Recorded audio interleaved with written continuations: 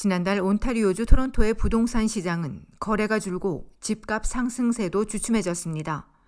오늘 토론토 부동산협회가 발표한 바에 따르면 4.16 지역의 집값이 2에서 5% 오르는 데 그쳤습니다.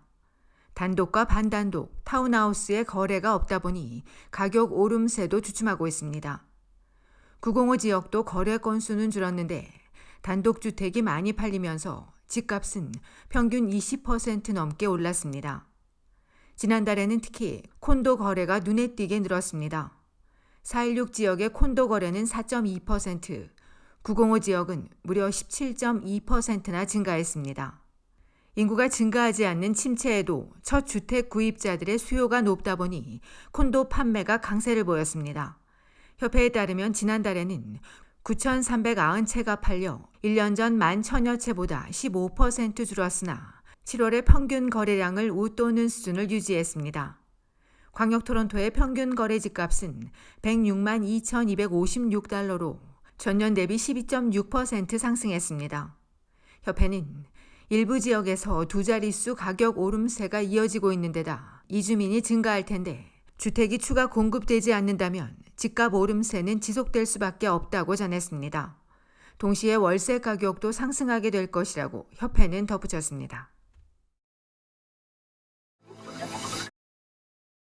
내 집을 사려면 다운페이를 해야 하는데 이 자금을 모으는데 얼마가 걸릴지 조사한 보고서가 나왔습니다.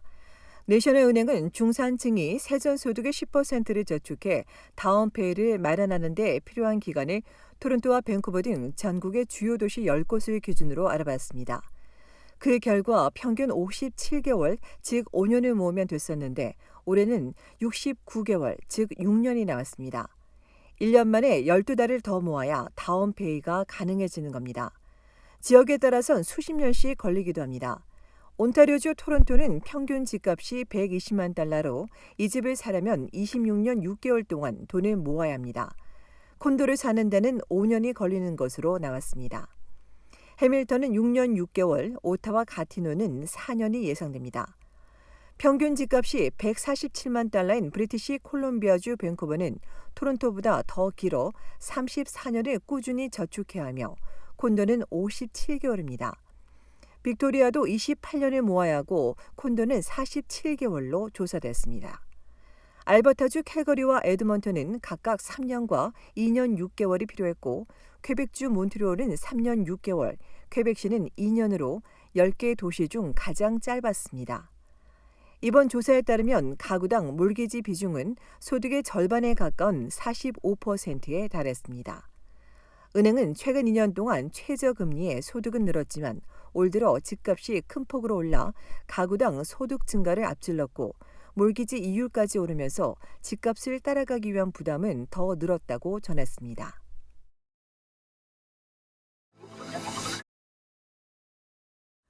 연방정부가 백신 접종 의무화 방안을 검토하고 있습니다. 오늘 저스틴 트루도 연방 총리는 연방 공무원들과 항공사, 은행, 철도 등 연방 규제하에 있는 사업체에 대해 코로나19 백신 접종을 의무화하는 방안을 고려 중이라고 밝혔습니다. 트루도 총리가 의무 예방접종을 지지하기는 이번이 처음입니다. 앞서 조 바이든 미국 대통령은 연방정부 공무원과 계약자에게 백신 접종을 의무화했습니다. 예방접종 여부를 보고하면 되는데 이를 하지 않거나 미접종자는 반드시 마스크를 착용하고 일주일에 최소 한 번 이상 코로나 검사를 받아야 한다고 명령했습니다. 이에 찬성한다고 밝힌 트루도 총리는 백신 접종 의무화를 두고 관계부처와 논의 중이라고 전했습니다. 캐나다는 백신 접종이 더디게 진행되며 신규 확진자가 계속 증가하는 추세입니다. 한편 미국에선 구글과 페이스북, 넷플릭스 등 민간 기업들이 백신 접종 의무화 대열에 동참하고 있습니다.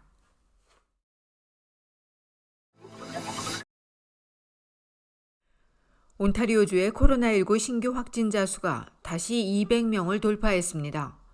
지난주 200명대에서 이번 주 초 100명대로 내려갔는데 어제 다시 213명이 확진됐습니다. 지역별로 보면 토론토 44명, 필지역 31명, 욕지역과 해밀턴에서 각각 18명씩 나왔습니다. 또 14명이 추가 사망했는데 이 중 12명은 올 봄에 누락된 수치입니다.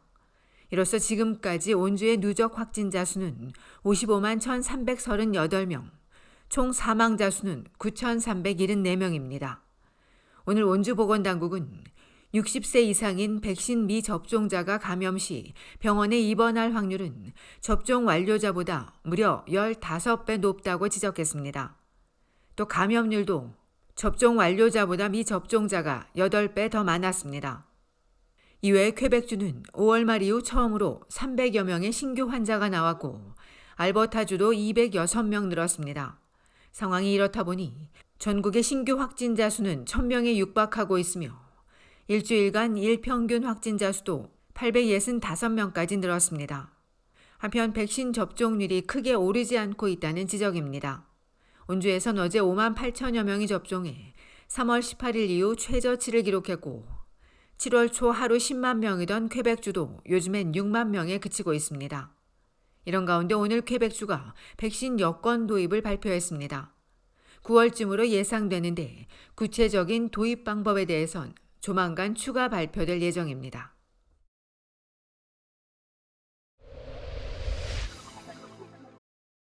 캐나다 국경 서비스 직원 9천여 명이 내일부터 파업에 돌입할 것으로 예상됩니다. 항공과 육로, 해상, 무역 담당 직원이 소속된 노조는 임금 평등과 차별에 대한 보호, 원격 근무 정책을 요구하며 오는 금요일 새벽 6시까지 정부와의 협상이 타결되지 않으면 파업에 돌입한다고 밝혔습니다. 이들이 파업하게 되면 8월 9일로 예정된 미국인 입국 시 공항과 국경을 이용하는 데 긴 시간이 소요될 뿐 아니라 캐나다 포스트와 해운 회사들로부터 들여오는 국제 우편물과 소포 배달에도 차질이 예상되며 관세와 세금 징수에도 지장을 줄 것으로 알려졌습니다.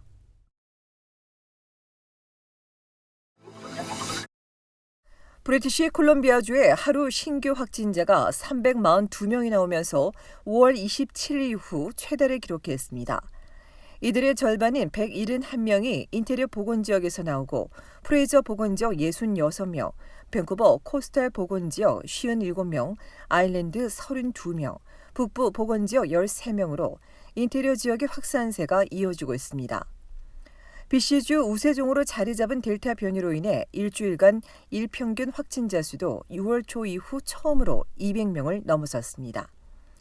BC주 보건당국은 백신 접종자의 돌파 감염은 4%로 신규 환자 대다수가 백신 미접종자라며 백신 접종을 적극 독려했습니다. 12세 이상 BC 주민의 1차 접종률은 81.7%, 접종 완료율은 67.9%입니다.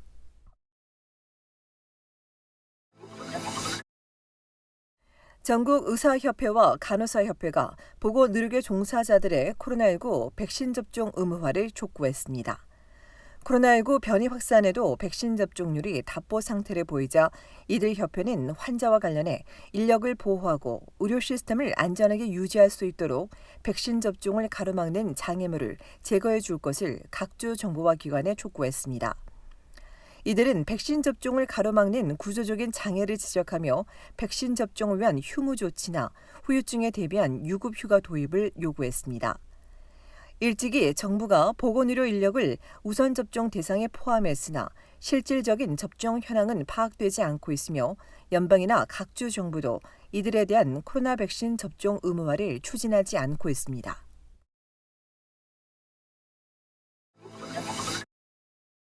우사인 볼트가 없는 첫 올림픽에서 캐나다의 안드레이 더그레스가 새로운 육상 황제에 등극했습니다.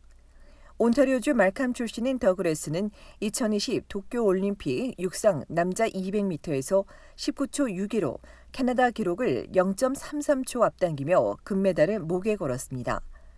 앞선 2016 리우올림픽에서 볼트에 밀려 100m 동메달, 200m 은메달에 그쳤던 더그레스는 이번에 금메달을 차지하며 캐나다에 93년 만에 우승을 안겼고 100m에서도 동메달을 차지했습니다. 리우올림픽 이후 햄스트링 문제와 심각한 단액증으로 고생했으나 모든 걸 극복하고 금메달을 따내며 더욱 뜻깊은 메달을 안았습니다. 한편 도쿄올림픽에서 캐나다는 금메달 5개, 은메달 5개, 동메달 8개까지 총 18개로 메달 순위에서 한국에 이어 13위를 기록 중입니다.